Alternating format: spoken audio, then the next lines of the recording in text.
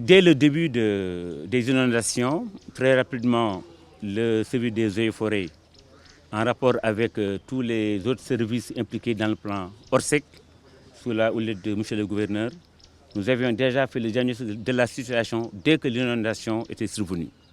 C'est ainsi qu'en rapport avec les sapeurs-pompiers, nous avons rapidement mis en place déjà un système de pompage. Pourquoi? Parce que toute l'eau qui venait un peu de la cité Bellevue, un peu des Maristes, naturellement, cette eau est toujours passée par le parc. Mais avec ces pluies exceptionnelles, la capacité de charge a été dépassée. Ce qui fait qu'on avait connu donc ce début d'inondation, ce qui a nécessité la mise en place de 3 motopompes, dont, avec une puissance globale d'environ presque 2000 m3 à l'heure. Ce qui a fait qu'en moins de 48 heures, toute l'eau, presque 90% de l'eau, a été presque évacuée.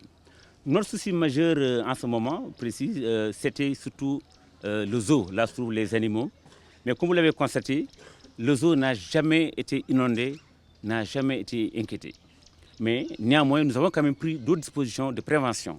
C'est ainsi qu'avec l'appui des sapeurs-pompiers, nous avons pu disposer au niveau de la DPC 2000 sacs et des chargements de sable. Avec l'appui des jeunes que vous avez vu sur le terrain, nous avons déjà renforcé la protection des cages, surtout des cages des lions. D'abord, avant même qu'il y ait ce système de protection, il y avait déjà un deuxième mur en béton d'une hauteur de plus de 2 mètres qui déjà ceinturait encore la cage des lions. En plus maintenant de l'apport des sacs de sable qu'on a mis et qui n'ont pas encore servi puisque l'eau n'est pas encore arrivée au niveau de la cage des lions. Les autres animaux, les lapins et autres là, ont été déplacés. Le responsable du reptilarium avait lui aussi très rapidement pris certaines dispositions. Il va y revenir. Il a très rapidement évacué les tortues terrestres qui ne connaissaient pas l'eau. Il les avait évacuées très tôt. Et les autres animaux qui sont restés là-bas en cage sont en dehors de danger. Il y a encore de l'eau dans le parc, c'est normal. Comme je l'ai dit tantôt, de tout temps, le parc a joué ce rôle de réservoir de captage d'eau. En réalité, c'est une fonction naturelle du parc. Ce parc a été créé en 1906. Depuis lors, ce parc joue ce rôle de captage et d'évacuation de l'eau vers la mer.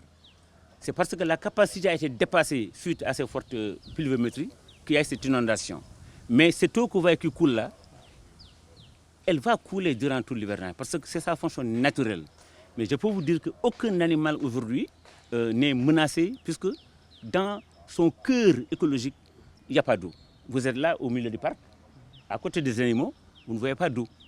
Alors qu'en dehors du zoo, à quelques mètres, il y avait quand même l'eau. L'eau était à presque plus de 2 mètres.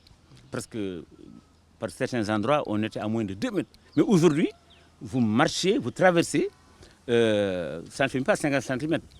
L'eau qui conduit d'arriver, c'est l'eau qui est toujours conduite d'être pompée en amont et qui est en train de couler normalement, naturellement, vers la mer. Actuellement, tous les services fonctionnent, il n'y a aucun arrêt de travail, les animaux sont en sécurité, sont surveillés et là, nous voulons en profiter pour se féliciter de la bonne collaboration entre les services impliqués dans le plan ORSEC. Cela où il est du gouverneur.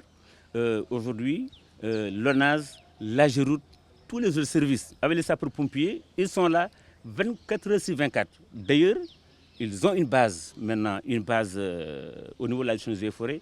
Ils sont installés ici dans des locaux puisqu'ils fonctionnent 24 heures sur 24. Nous avons reçu l'assurance du général SEC, les sapeurs-pompiers, que ce dispositif va rester durant tout l'hivernage pour parer pour d'éventuels cas. Donc là, nous sommes très rassurés que tout ce qui a été mis en place en termes de logistique va rester jusqu'à la fin de l'hivernage.